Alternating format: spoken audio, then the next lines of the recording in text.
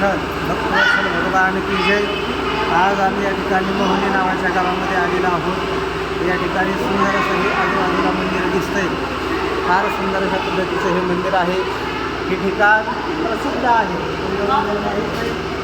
या ठिकाणी ध्रुव महाराजांचं वास्तव्य आहे. पुण्यम मध्वनम यत्र सान्निध्यम नित्यदा हरे हे श्रीमद भागवतामध्ये वर्णन केलेलं आहे. थोडंसं झूम करा नावाजवळ वगैरे लक्षात येण्याकरता. या ठिकाणी श्री ध्रुव महाराजांची मूर्ती आहे, नारायणजीची मूर्ती आहे, नारद महर्षींची मूर्ती आहे. याच ठिकाणी ध्रुव महाराजांनी 5 वर्षाचे असताना ध्रुव महाराजांनी या ठिकाणी तपश्चर्या केली होती, भगवंताची प्राप्ती करून घेतली होती. तेच हे असणारे ध्रुव महाराजांचे ठिकाण. ज्ञानोबाला म्हणतात तो वनाला याची लागलेली वैसावी याचे उत्संगी. तेच वन हे मधुवन आहे.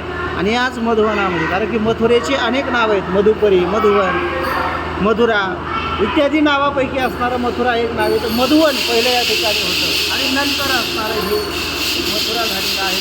सुंदर असं असणारं हे ठिकाण आहे. नक्की कधीतरी इकडं आले ध्रुव महाराजांचे राम.